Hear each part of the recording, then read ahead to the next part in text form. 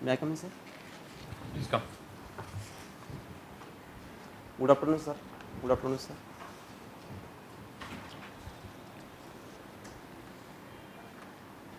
Okay, so you have studied Carnot cycle.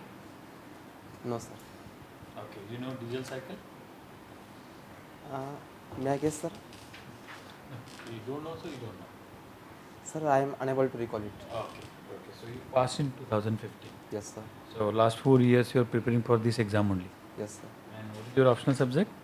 Sir, my optional subject is sociology. Sociology. Sir, but I am appearing for Central Armed Police Force Assistant Commandant interview. Okay, okay. So you are preparing for Yes, that. not civil service exams. Okay. Okay, so which is your first preference? CISF, sir, Central Industrial Security Force. Why?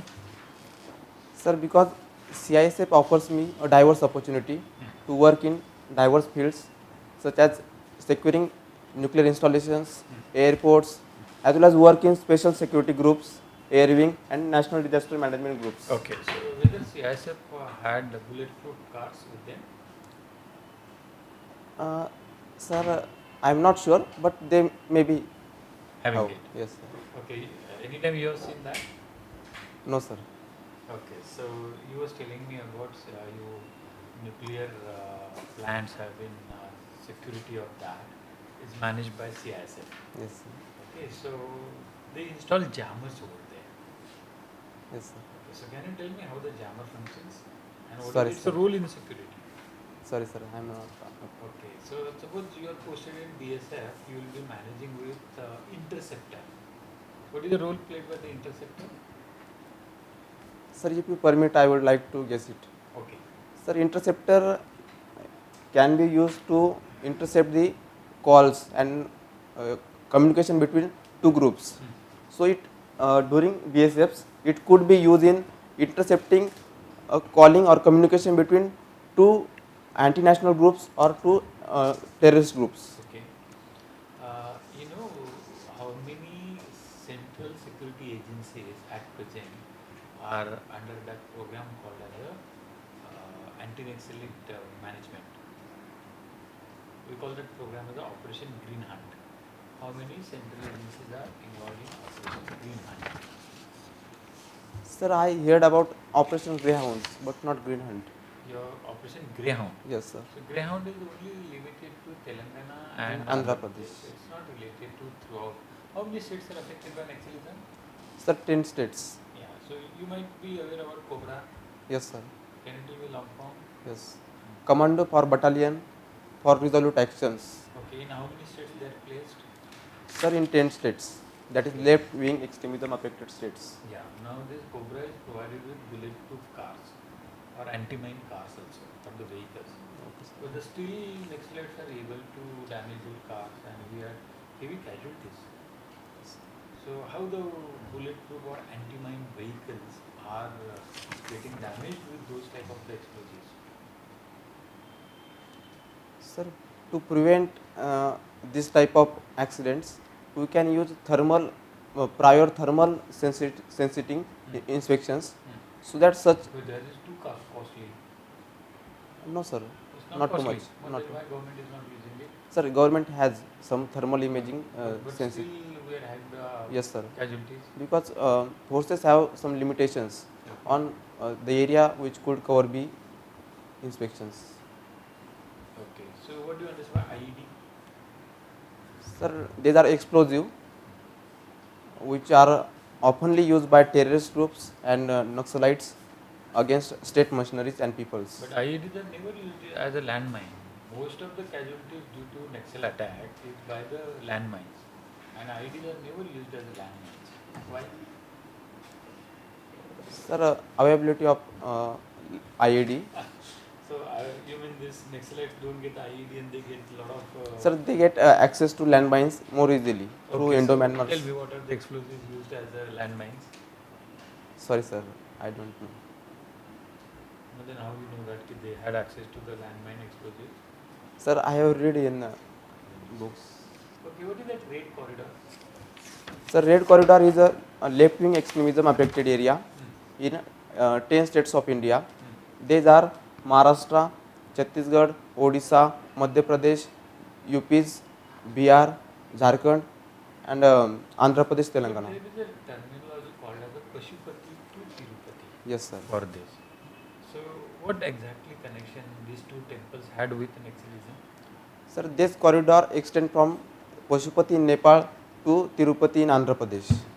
My Because question is, what connection these temples had with Naxalism? So everybody knows that these are temples they connecting. You told us that 10 states also. yes, sir, I don't know exactly, sir. Okay, why But Mao said that power comes from the barrel of the gun? because they don't believe in the existing state machineries, in realizing the socialistic aims of the governments. So they believe that the social welfare and social equality would be realized through only violence and use of guns. So See, they said that. see, I have seen ITBP Jawans protecting here Arthur Road jail in Mumbai. Yes, sir. Okay, so the ITBP, so they should be posted where Indo-China Tibetan border. Indo-Tibetan border. The name itself indicates that. But they, what they are doing at Arthur Road jail? Sir, they have diverse working field. Okay. They can also be used in national defense management, disaster management operations, as well as they can also be used in foreign countries for our peacekeeping, United Nations peacekeeping operations. Okay. So what is the role played by SSB as far as border security is considered? Sir, Sashastra Seema Bal is used to secure the Indo-Nepal and Indo-Bhutan borders. Is its mandate. Okay, and who has the largest dog squad? Not only in the India but in the world. Sir, One of the police organization is having largest dog squad. sorry, sir, I don't know. Okay, so there is one particular force called as the IRB, Indian Reserve Battalion.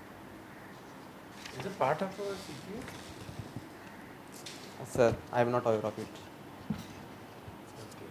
So see, in various states, they are having SID, and state has its own SID to collect intelligence, and then there is a lot of clashes between those two agencies, SIB and SID. So can you tell me what might be the designation of the in-charge officers of SIB and SID in respective states? Sorry, sir. In Maharashtra also they have. Sir, I know that's their mandates and how they functions, but not know your. You don't know the designation. Yes, sir. Okay. So now recently that Elgar Parishad investigation, it was shifted from ATS in Maharashtra to NIA. Initially Maharashtra government opposed it. But yesterday they said that okay, we don't have any objection, please take that Yes. investigation. So why this type of the approach government of Maharashtra has taken? Shifting the investigation under NIA, of Elgar conference of the Parishad to NIA. Sir, priorly, Maharashtra government has not got any communications from central government regarding the handling of case to the NIA. So, Maharashtra government's initially opposing this type of case handles. So do you think that then investigation related with that Govind Pansari or Dabulkar murder should be transferred to any central agency? No, sir, it is not under their jurisdiction of operation. But why this Elgar Parishad? Initially Elgar was not under their jurisdiction. Sir, Elgar Parishad case involve the linkages of urban Naxalism and threat to internal security of India. So, the primary mandate of NIA is to investigate You the. believe that? Elgar Parishad is a urban Sir, Naxal as per Pune police investigations, there are some linkages between Elgar Parishad activists and urban Naxals. So, So I believe in difference Pune between police. Urban Naxal and Naxals? yes, sir. Difference between urban Naxals and Naxals? Sir, urban Naxals is a concept used to refer to the people living in urban areas, which are the supporter, protector, and which provide leadership to the actual Naxal movement. And also in 2004, there was a document published by Naxals in which they propounded that we will form a leadership group from urban areas. So Naxals has a old policy to search for leadership in Naxal. Bullet for bullet is the one of the autobiographic one. police officer, and he first in his autobiography mentioned about urban nationalism for the first time. Sorry, sir, I don't know it. Okay, so last question. So what is the difference between militancy and terrorism? Sir, actually, these are similar in meaning. But there is a difference. So militants and terrorists, we never use both the things for one particular organization. See, CME is called as a terrorist organization, Yes, sir. and ULFA is called as a militant organization. You know this, no? Yes, sir. You know ULFA, you know CME also. Yes, sir. So we never call ULFA as a terrorist organization. We call it as a militant organization. Yes, sir. Sir, their goal and their the method of operations are different from each others. Terrorist aims to overthrow the governments as well as to affect the psychology of peoples and fear in the India's hinterlands, whereas the militants has separate goals and separate objectives. They has some their interest, that is in the form of special autonomy or sovereign states. So you have won first prize in elocution competition. Yes, sir. So who is your favorite speaker? Sir, actually my favorite speaker is my sister, my elder sister, because from my school days I used to see her while speaking, while speech. So what do you like in her speeches? Like, Sir, his expression, she used to express her thoughts clearly and in very